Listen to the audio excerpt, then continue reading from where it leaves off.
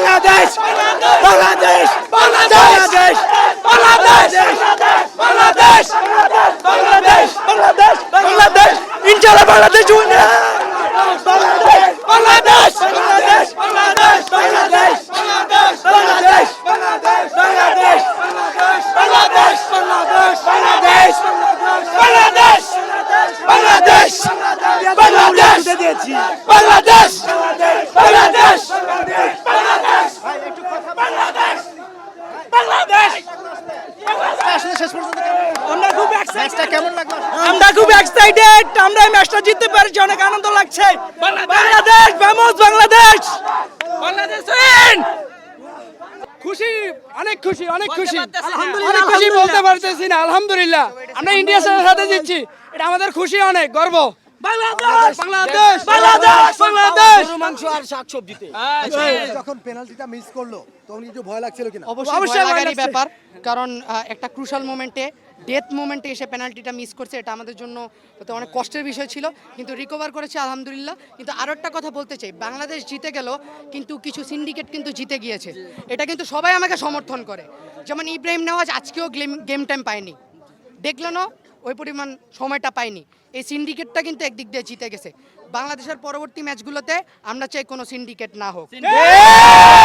ডেকলানের পাসটা কেমন লেগেছে শেষে? ডেকলান সুলিমান যে পাসটা দেখে অসাধারণ একটি পাস, ওয়ার্ল্ড ক্লাস পাস। যদি ফিনিশিংটা হইতে পারতো আরও ওয়ার্ল্ড ক্লাস একটা ফিনিশিং দেখতে পারতাম এবং পাসটা, এবং অবশ্যই গোলকিপারকে অবশ্যই থ্যাংক ইউ, আমাদের যে মাহিন, তাকে অনেক ধন্যবাদ, আপনি একটি পেনাল্টি আটকেছেন। কিন্তু যেটা আমি বললাম যে বাংলাদেশ জিতে গেল, একদিক দিয়ে সিন্ডিকেটের বিজয় হয়েছে। ডেকলান গেম টাইম পায়নি পর্যাপ্ত, ইব্রাহিম নেওয়াজ তো টোটালি পায়নি। বাংলাদেশ জিতে গেছে, তার জন্য আমি অনেক খুশি, কিন্তু এই সিন্ডিকেটের জিনিসটার জন্য আমার মন আজকে অনেক আপসেট। কারণ হয়তোবা যদি আমরা ডেকলানকে প্রত্যেকটা ম্যাচে দেখতে পারতাম, আরও কিছু ভালো পাস গোল পাইতাম, এটা পাইনি। বাংলাদেশের ম্যাচ কেমন দেখলেন? আলহামদুলিল্লাহ খুব ভালো দেখেছি। ডেকলান সুলিমানকে যদি শুরুর একাদশ থেকে খেলানো হতো তাহলে কি ম্যাচের ফলাফল আগেই পরিবর্তন? অবশ্যই রোনানকে 66 মিনিটে ডেকলানকে 66 মিনিট নামানোর পর খেলার মোমেন্টাম চেঞ্জ হয়ে গেছে। এখন ইব্রাহিমকেও যদি নামানো হতো আমরা আরো অ্যাগ্রেসিভ ফুটবল দেখতে পারতাম। সেক্ষেত্রে কোচের কিছু ট্যাকটিক্সে ভুল আছে, আশা করি সে শুটরে নিবে, না নিলে দর্শকরা এটা মেনে নিবে না।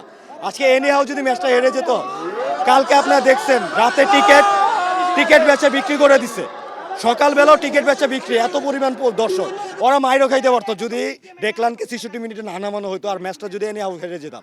আর পুরো গোলকিপারের ক্রেডিট আমাদের ম্যাচ জেতানোর পেছনে, সেক্ষেত্রে আমরা তাকে ধন্যবাদ জানাচ্ছি। ডেকলান বা রোনানকে আসলে জাতীয় দলে দেখতে চান কি? হ্যাঁ অবশ্যই, আমাদের মানে এতদিনের ফুটবলের যে আকাঙ্ক্ষা যে নাম্বার 9 নাই, সেক্ষেত্রে আমরা কিছুটাও হলেও রোনান যদি লামিন ইয়ামাল যদি 16 বছরে ডেবিউট করতে পারে ন্যাশনাল টিমে, রোনান কেন পারবে না 18 বছরে?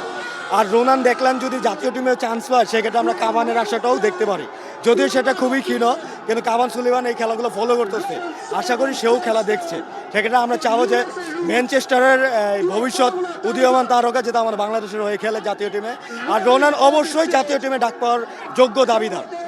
কারণ আমরা সিঙ্গাপুর ম্যাচেও দেখছি যে হামজা ওরা যতই ক্রস করেছে, কিন্তু গোল কনভার্ট করার মতো কোনো নাম্বার 9 নেই, প্রপার নাম্বার 9 নেই। ফলস নাম্বার 9 নিয়ে আর কতদিন খেলবো আমরা? সেক্ষেত্রে রোনান হবে একজন জাত স্ট্রাইকার, জাত নাম্বার 9। এটা যত দ্রুত সম্ভব তাকে ন্যাশনাল টিমের রাডারে নিয়ে আসা হোক।